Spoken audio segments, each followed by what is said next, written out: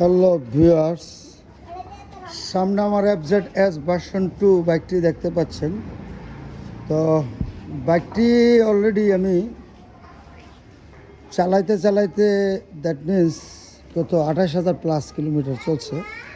তো এই বাইক দিয়ে অলরেডি আমি বাংলাদেশের আনাচে কানাচে বলতে গেলে পাহাড়গুলি, বান্দরবনের থানসি, আলীকদম, রুমা, বগালিক, কক্সবাজার এবং সিলেটের বেশ কিছু অঞ্চল ঘোরা হয়েছে। তো বাইকটি 2025 সালে এসে যারা কিনতে যাচ্ছেন, কেন কিনবেন এই সম্বন্ধে কিছু কথা আজকে আপনাদেরকে বলবো। তো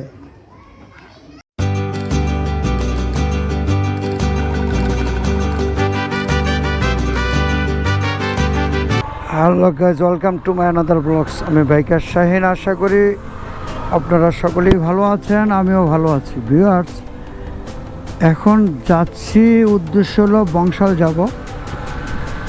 আমার এই বাইকের ব্রেক প্যাড কিনতে হবে।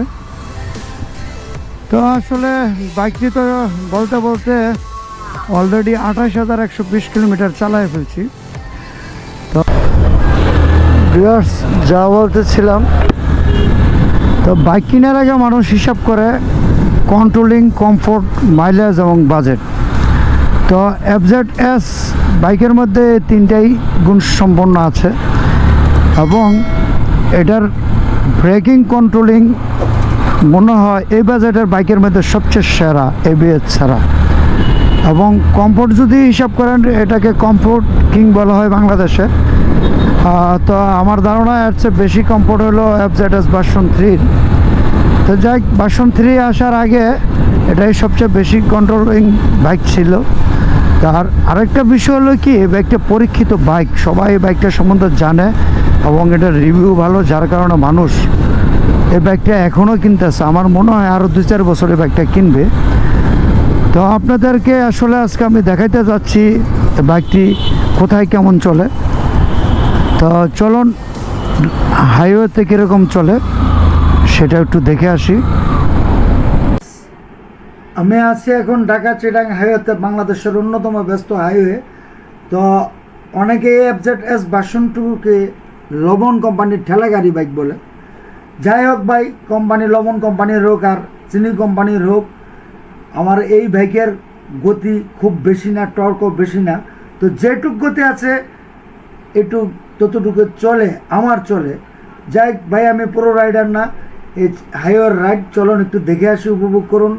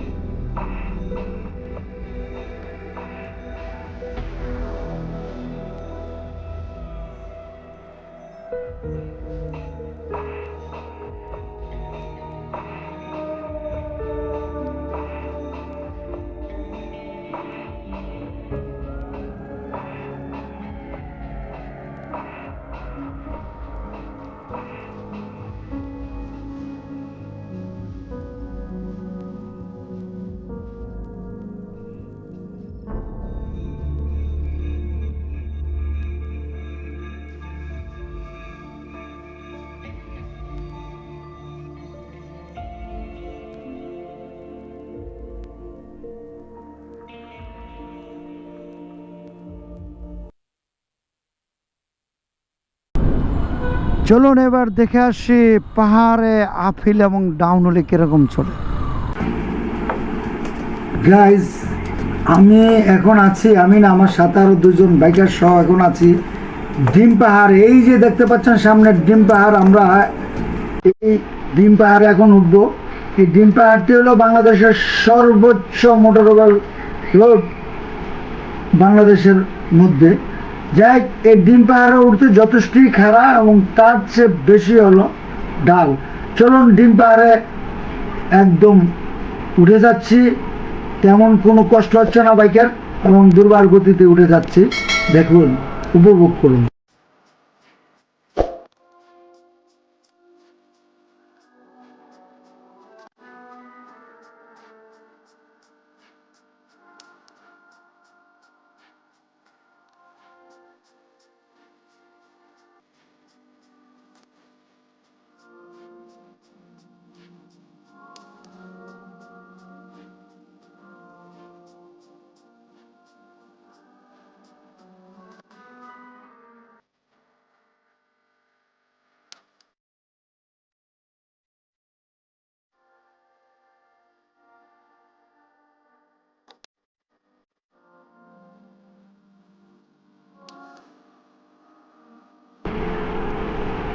ভিউয়ার্স, এখন দেখতে পাচ্ছেন আমরা ডিম পাহাড় থেকে আলীকদমের দিকে নামতেছি, মানে আলীকদমের দিকে যাচ্ছি। এই ডিম পাহাড় থেকে আলীকদম নামতে মোটামুটি অনেক দূর পর্যন্ত ডাউন হিলে নামতে হয় এবং যথেষ্টই কর্নারিং। আসলে ভিডিওতে তেমন দেখা যাচ্ছে না, ভিডিওতে আসলে ডাউন হিল এবং আপ হিল আর কর্নারিং তেমন ভালো বোঝা যায় না। যাই হোক ভিউয়ার্স, আমরা ডিম পাহাড় থেকে নেমে যাচ্ছি। দেখতে পাচ্ছেন প্রাকৃতিক সৌন্দর্য ভরপুর, দুই পাশে প্রচুর সবুজ, শুধু সবুজ আর সবুজ, সবুজের সমারোহ। দেখেন রাস্তাটা কত সুন্দর, দেখতে পাচ্ছেন আমার FZ-S এখানে খুব ভালোই সাপোর্ট দিচ্ছে এবং কোনো প্রকার সমস্যা ছাড়াই আমরা নেমে যাচ্ছি।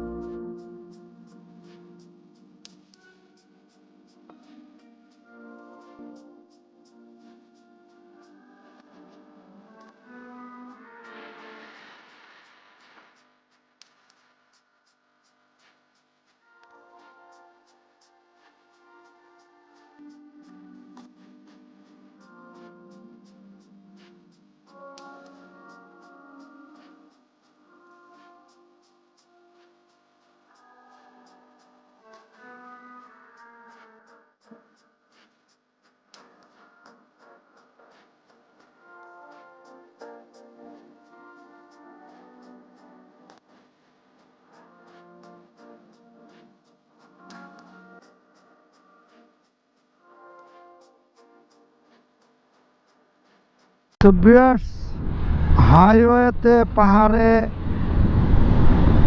মানে আপ হিল এবং ডাউন হিলে কীরকম চলে দেখতে পেলেন। তো আর সিটি রাইডে, তো এখন আমি সিটিতে রাইড করতেছি, এটা যথেষ্টই সিটি রাইডে ভালো চলে, ভালো সাপোর্ট দেয়। এই ঢাকা শহরে আমি বাইক রাইড করে থাকি, দেখতে পাচ্ছেন জ্যামজটের শহর। তো বংশালের কাছাকাছি এসে পড়েছি, বাবাই বিল্ডিংয়ে তো আবার পার্কিংও করছে দেখা যায়। এই বংশাল আসার সবচেয়ে বড় বিড়ম্বনা, এখন আমি যে কোনো দোকানে গেলে বাইকটা কোথায় রাখবো সেটা একটা মহাযন্ত্রণা। বাইক না, একটা বাইসাইকেল রাখারও জায়গা থাকে না এই এলাকায়। দেখতে পাচ্ছেন, ভাবছিলাম আজকে শনিবার জ্যামজট কম থাকবে, কিন্তু না, বিষয়টা এখানে শুক্রবারে বন্ধ থাকে। গতকাল আসতাম যদি খোলা থাকতো, খবর নিলাম বন্ধ ছিল। হ্যালো ভিউয়ার্স, এই বাইকটি নিয়ে অনেক ভালো ভালো কথা বললাম, আর এরপরে কিছু বাস্তব কথা শুনেন। আমি প্রথমত জানাচ্ছি এই বাইকটি 28,000 কিলো চালানোর মধ্যে কী কী খরচ করতে হয়েছে আমার। প্রথমত আমার এই বাইকটির 18,000 কিলো চালানোর পরে বলডাসার চেঞ্জ করতে হয়েছে। দ্বিতীয়ত আর কিছুদিন পরেই আমার সাসপেনশনের অয়েল সিল লেফট সাইডে চলে গেছিলো, আমি এক সাইডে অয়েল সিল চেঞ্জ করছি, এখনও ভালোই চলতেছে। আর বেশ কয়েকবার ব্রেক পেড চেঞ্জ করতে হয়েছে, এগুলো মনে নেই, 3বার হবে। তো আজকেও ব্রেক পেড চেঞ্জ করার জন্য, মানে রেয়ার ব্রেকের পেড কেনার জন্যই খাজা অটোতে যাচ্ছি। এই হলো অবস্থা। আর বাইকটির নেগেটিভ দিক যদি বলি, এস ভার্সন 2 বাইকের সবচেয়ে বড় নেগেটিভ দিক হলো মিটারটা। মান্দাতার আমলের মিটার 2016 সালে লঞ্চ করার পরে বাইকটি 24 সালে, 18 সালে, 22 সালে, 23 সালে লঞ্চ করতে বারবার বিভিন্ন কালার নিয়ে, বাট মিটারের কোনো পরিবর্তন করে নাই। এই মিটারটার সবচেয়ে বড় প্রথম সমস্যা হলো ফুয়েল গ্যাস। এখানে যে ফুয়েলের দাগ ইন্ডিকেট করে এটা একদমই সঠিক না। অনেক সময় দেখবেন ট্যাঙ্কি ভরা, আপনার ফুয়েল ইন্ডিকেট করতেছে 3 দাগ। আবার অনেক সময় দেখবেন যে একদম ট্যাঙ্কিতে তেল নাই, 3 দাগ ইস্যু করতেছে। এরকম সমস্যা আমার পড়তে হয়েছে। ট্যাঙ্কিতে 3 দাগ ছিল, পরে দেখি স্টার্ট বন্ধ হয়েছে, বাইকে তেলই নেই। জ্যাক বিয়ার্স, একটু সাবধানে এটা খেয়াল করতে হবে। 2 নম্বর সমস্যা হলো ওটার মিটার, ট্রিপ মিটার একটা। এই বাজেটের যে কোনো বাইকের, এর চেয়ে কম বাজেটের বাইকের অন্তত ট্রিপ মিটার 2টা থাকে, কারণ 2টা ট্রিপ মিটার থাকাই জরুরি। অটোমিটার একটা আছে, ট্রিপ মিটার একটা থাকলে ইঞ্জিন অয়েলের হিসাবটা রাখা যায়, 2 নম্বর হিসাব রাখা যায় যে আমি কোথাও যদি যাচ্ছি কত কিলোমিটার হচ্ছে সেই প্রতি মানে মাইলটা দেখা যায়। এরপরে সবচেয়ে বড় সমস্যা যেটা, এই বাজেটের একটা বাইকের মিটারে একটা ঘড়ি নেই, এটা একটা বিশাল সমস্যা। তারপরে সমস্যা রয়েছে হেডলাইটে মানে কি বলবো, মান্দাতার আমলের হ্যালোজেন হেডলাইট দিয়ে রাখছে। এই 24 সাল 25 সালেও বাইকটা কালার দিয়ে নতুন করে লঞ্চ করছে, বাট হেডলাইটের কোনো পরিবর্তন হয় নাই। অন্তত এই বাজারের বাইকে একটা এলইডি হেডলাইটেরা ইনস্টল করতে পারতো এবং মিটারটা চেঞ্জ করে একটা ঘড়ি দিতে পারতো, ট্রিপ মিটারটা ঠিক করতে আরেকটা ট্রিপ মিটার দিতে পারতো। যাক ভিউয়ার্স, আজকে ভিডিও আর বড় করবো না, এখানে শেষ করছি। যারা আমার চ্যানেলটি দেখছেন তাদেরকে সাবস্ক্রাইব করার জন্য অনুরোধ করব, এবং যারা সাবস্ক্রাইব করেছেন তাদেরকে বলবো লাইক, কমেন্ট এবং শেয়ার করার জন্য। খোদা হাফেজ, এখানে বিদায় নিচ্ছি।